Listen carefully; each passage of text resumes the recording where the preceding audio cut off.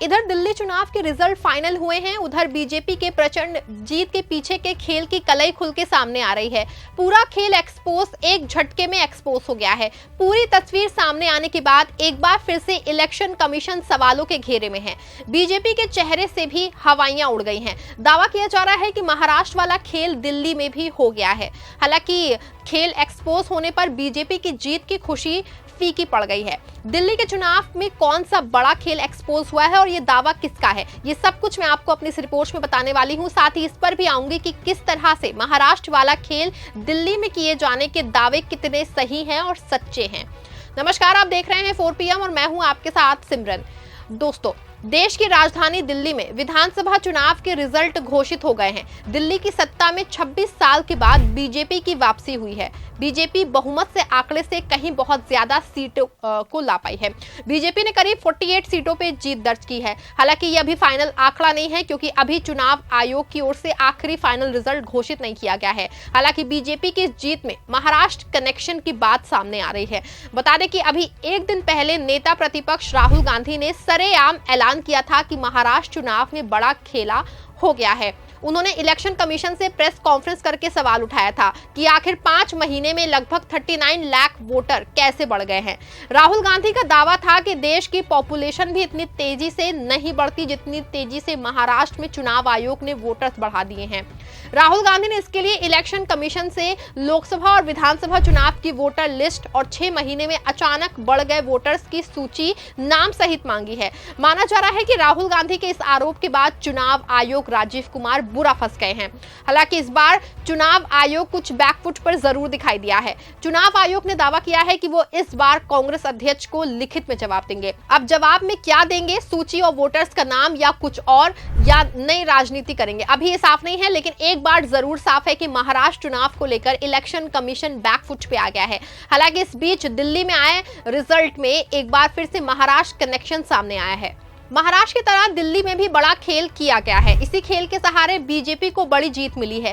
ये दावा हमारा नहीं है, बल्कि इंडिया गठबंधन की एक महाराष्ट्र के सहयोगी दल शिवसेना उद्धव गुट का है। शिवसेना उद्धव गुट के प्रवक्ता संजय राउत का दावा है कि बीजेपी दिल्ली में वही कुछ करके जीती है जो कि पहले महाराष्ट्र में करके जीती थी। माना जा रहा है कि संजय राउत के इस दावे ने बीजेपी का पूरा खेल एक्सपोज कर दिया है।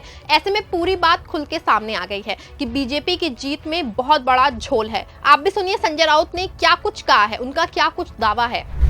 लेकिन उससे हमको सबक लेना चाहिए। सबसे पहले दिल्ली में 5 साल से केजरीवाल सरकार को कोई काम करने नहीं दिया। जो लेफ्टिनेंट गवर्नर है वो गुजरात से लाए हैं, मिस्टर सक्सेना, आपको मालूम है। लेफ्टिनेंट गवर्नर के हाथ में पूरी ताकत, सभी प्रमुख नेताओं को भी जेल में डाल दिया। उसका भी ये नतीजा है।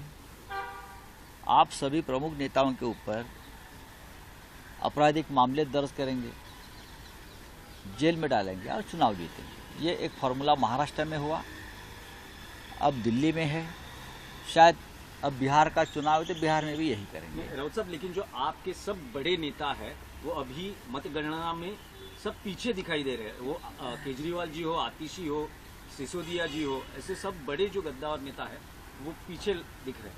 महाराष्ट्र में क्या हो गया?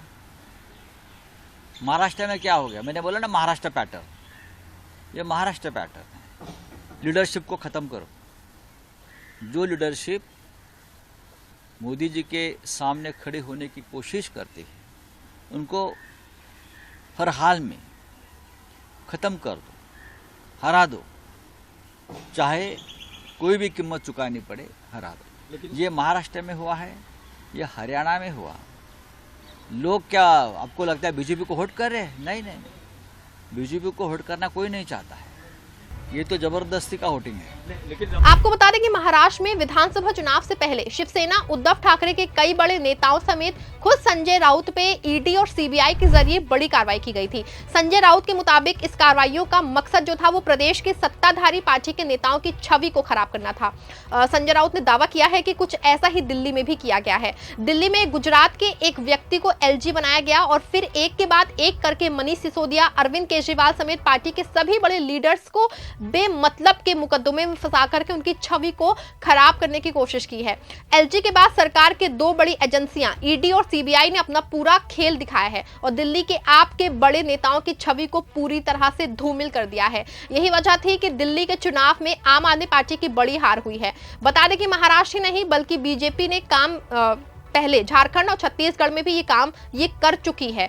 छत्तीसगढ़ में बीजेपी को तो सफलता मिल गई थी, लेकिन झारखंड में बीजेपी के अपने सारे दाव जो है आजमाने के बाद हेमंत सोरेन वो रोक नहीं पाए थे। बीजेपी ने ये हेमंत सोरेन को सबसे विश्वास पात्र नेता चंपई सोरेन को भी तोड़ दिया था। आपको बता दें कि जब सीबीआई और ईडी ने एक घोटाले का आरोप लगाया, हेमंत सोरेन को जेल में डाला था, तो हेमंत सोरेन ने चंपई सोरेन पर ही भरोसा जताया था। लेकिन बीजेपी चुनाव में ना सिर्फ चंपई सोरेन को अपने पाले में किया था, बल्कि घोटाले का आरोप लगा के हेमंत सोरेन की छवि को खराब करने में कोई भी कोर कसर नहीं छोड़ी थी। तो वो भला हो सुप्रीम कोर्ट का, जिसने ना सिर्फ देश की हेमंत की छवि को बचाया है, बल्कि झारखंड में बीजेपी को पूरा खेल भी उसने एक्सपोज कर दिया। वैसे तो सुप्रीम कोर्ट ने अरविंद केजरीवाल और सिसोदिया को बड़ी राहत दी, लेकिन सुप्रीम कोर्ट के फैसले को जनता तक पहुंचाने में कामयाब वो नहीं रहे, बल्कि जनता ने कहीं ना कहीं ये मान लिया था कि अरविंद केजरीवाल पे लगे आरोप में कुछ ना कुछ सच्चाई जरूर है। इसका बड़ा नुकसान है आम आदमी पार्टी और अरविंद केजरीवाल को दिल्ली चुनाव में उठाना पड़ा है। ऐसे में साफ है कि एलजी, सीबीआई और ईडी वाला बीजेपी का खेल एक बार फिर से महाराष्ट्र के बाद दिल्ली में हिट रहा है। ऐसे में संजय राउत के इस बात में कहीं ना कहीं दम है कि गवर्नर, ईडी और सीबीआई का काम जनता के लिए ना करके विपक्षी पार्टियों की छवि को खराब करने के लिए हो गया है। माना जा रहा है कि अब दिल्ली के बाद ये मामला बिहार जा सकता है, क्योंकि बीजेपी को अगला चुनाव बिहार में लड़ना है और वहां पे राजद के खिलाफ आने वाले दिनों में ईडी और सीबीआई की बड़ी कार्रवाइयां देखने को मिल सकती हैं। आपका इस पूरे मामले पे क्या मानना है? क्या आपको संजय राउत के बयान से वो आप सहमत हैं कि नहीं है कि महाराष्ट्र वाला खेला बीजेपी में भी हुआ है और गवर्नर, ईडी और सीबीआई के जरिए विरोधी पार्टियों की छवि जो है वो खराब करके चुनाव जीतती हैं? आप अपनी राय कमेंट में जरूर बताएं। खबर अच्छी लगी हो, सच्ची लगी हो तो खबर को लाइक करें, शेयर करें।